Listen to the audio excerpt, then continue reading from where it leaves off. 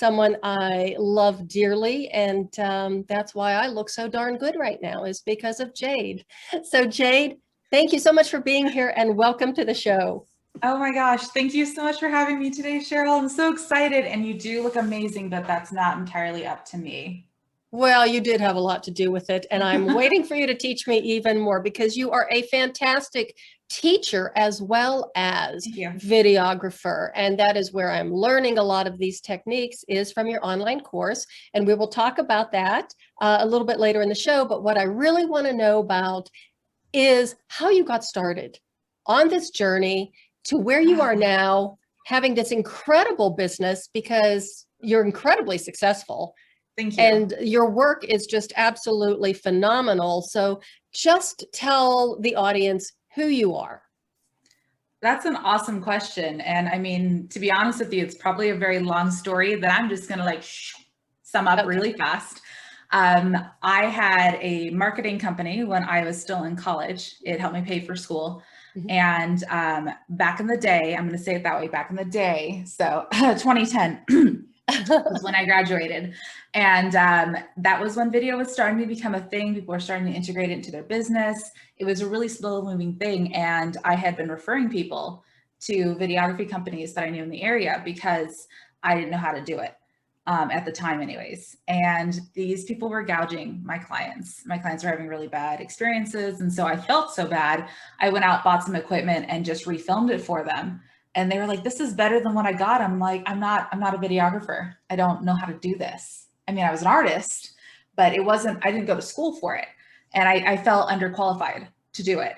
And so what ended up happening, my co-founder, business partner, said, basically, I'll buy you every single piece of equipment that you need. We'll invest in this, go do your school, go volunteer, do nonprofit work so that you get all the skills down. He's like, you already have an artist's eye. You already know how to do photography. He's like, get after it and do it. So we did. It was a slow start. We attempted to fit in with the whole videography, photography profile, which is a very male-dominated industry. And I didn't fit in. I did not fit in at all. I was getting kind of lost in the crowd. I was just not able to make people like me because I was trying to be somebody I wasn't. So as soon as I gave up on that, I talked to a social media consultant, Holly Claire, of what do I need to do? And she's just like, girl, just be yourself. She's like, whatever, I know it's uncomfortable. I know you don't want to talk about all of your weirdness and your nerdiness and your faults and all that. She's like, but you got to do it. And as soon as I started falling into that authentic feel that, my nerdiness and my dance and my figure skating and all the things that are counter opposites to, what you would think of a person being, I started to appeal to more people and so many other different demographics. And that made all the difference. And so then I could take my, non-hardcore videography background and more of the sales strategy, psychology side of my background with the artistic side. I was getting clients that were not happy with that other style. And my turnaround time was fast. I thought it was slow. I was like, I need at least 2 to 3 weeks. And people were like, oh my gosh, this other videographer had my stuff for 3 months. I was like, oh, really? What are they doing?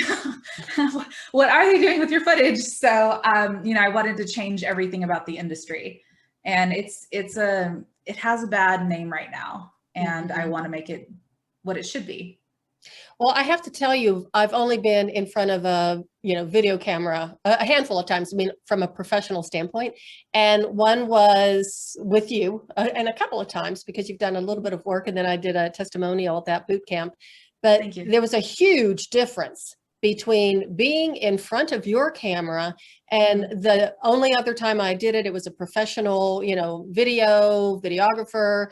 And it was so uncomfortable. And the quality of the video, I was just like, is that really me? It didn't look right. It didn't feel right. It was just a little bit goofy. So it was a completely different experience being in front of a camera when you were on the other side, when you were behind it, because I felt so comfortable and felt like we were connecting even through the lens. So there was I didn't have the nervousness or, the anxiety, probably because you are so engaging. And what people will learn in this podcast is that you have an incredible sense of humor. Oh, thanks. Well, I think one of the things I like to tell people, especially when they're an introvert, like I am, which people find so shocking. They're like, you're an introvert, you know, you're a speaker, you chat, you blah, blah, blah. I'm like, yeah, but that doesn't mean I'm shy. It means I'm uncomfortable. It means that I need to recharge, not with other people. It doesn't mean I don't like people. Let's be honest, I like some people better than others, but I think that's true for most people. So, but one thing I tell people is that, you know, we didn't learn from a young age, especially those of us that are like over 25, that being in front of the camera was a normal thing. And we don't know how to engage with something that does not talk back to you, doesn't give you any facial expressions, gives you nothing. It's just a dead space. To get somebody behind the camera and make eye contact with them. So even when you are, which is harder right now because of, you know, quarantine and that, but that was one of my quote unquote secret sauce, which really wasn't that secret. It was just stand on the other side, have a conversation, and just edit out my voice, edit out the other person's voice, or just if nothing else, have someone to look at. Because that's how we started our life journey as kids. That's how we started as babies. We interacted with someone else's face. And that's where you get that authentic side, even when you're uncomfortable on camera. I still am shocked that you're an introvert, but I like Most the way people are. Yeah, it is. It's quite shocking, especially when I see you in front of a big group. So for my listeners, Jade can really work a crowd and get control of it too. It was pretty amazing. It's very impressive to see her in action. So I can see how you would need some downtime or some time to just kind of like quiet, relax, refresh, rejuvenate. Yeah, it's funny you say in front of a big crowd, unless I'm doing my, you know, directing thing where I'm like, okay, you need to stand here, you need to stop talking, you need to move forward, you know, doing that side of things, because even adults are like the worst at group pictures. You would think that they'd be easier than kids. They're just as bad. It's like herding cats. And which apparently is a real thing. I guess Mythbusters tried to do it, and it's apparently a funny video. I haven't seen it yet. I was just hearing about it, but you have, you know, the same problem. Like, you stop talking, keep your hands to yourself, you two pay attention, and you're trying to get everybody in. So when I'm doing that, that's one thing. But when I'm on stage speaking and teaching and doing that side of things and telling my stories, if it's more than one person, I almost every single time, it's yet to not happen, I grab a bubble drink on my way out from the event, and I will drink part of it so I have something to throw up, because I throw up every single time. Oh my God, really? Afterwards, yeah. I've got like a 10-minute window to get the microphone off of me, because we usually have them connected and the packs in the back, to get out of the room into the ladies' room, which, by the way, I don't know why this is, but it's always farther than the men's room. I don't get that. But to get in there and have my moment, get cleaned up, and then come out. So yeah, if you ever see me speak, it can be one of those Easter egg things, something fun to look for. Look in the back of the room to see if there's a Sprite or Canada Dry or some type of clear ginger ale, water, bubbly thing, because it does help. I tried not drinking something afterwards, and I sounded like a cat in the stall for like a good 5 minutes. It's disgusting. So, FYI. Good to know. And now that I know this, the next time I am in a group and you're speaking, I'll make sure that there's a nice clear path. Yes, to the back of the room and to the ladies' room. So yeah, let her through. Let her through. You're sweet. Thank you. I'm just trying to do my part. You've helped me a lot, and I want to help you. Oh, you're sweet. Thank you. So tell us a little bit more about your story, your younger years, maybe your college years. I know that you are a dancer. Yes. You're an ice skater. Yes. I did not realize until probably 20 minutes ago that you also were a martial artist, or you may have told me that when I first met you, but that was long enough ago, and so many things have happened since then that I might have forgotten. I don't think I told you. I don't think I did. Yeah, but I did train in some similar styles as you did when I was younger.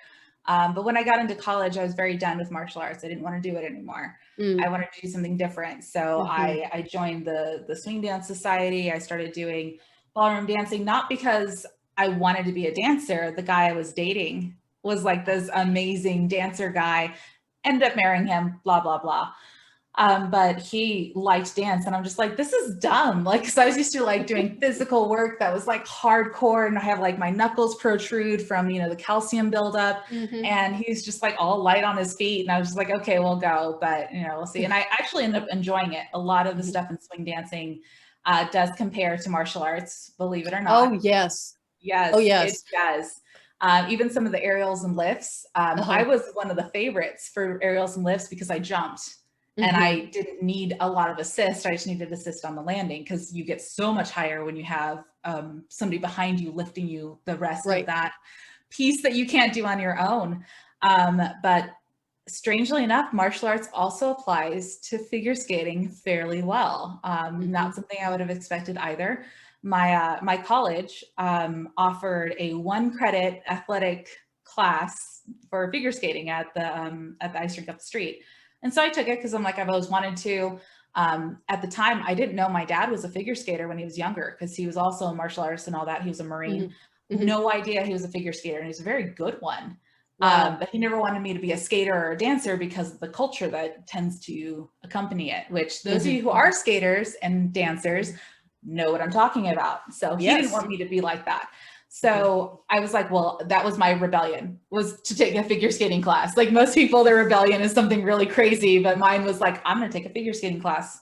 What? Wow. So you rebel. Yes, I was such a rebel. It was kind of awkward though, because I rode a motorcycle at that time in college. And so I'd show up to figure skating practice with a helmet and a jacket. And for the first couple of months, because I didn't have figure skating gear, I wore my leather jacket to stay warm on the ice. And it had the padding and all that kind of stuff for preventing breaks. So it actually wasn't too bad when I fell. It protected a lot of my core and my body. But I took 1 semester. And a few of my friends in my class, of course, these excellent skaters, been skating since they're like, able to stand,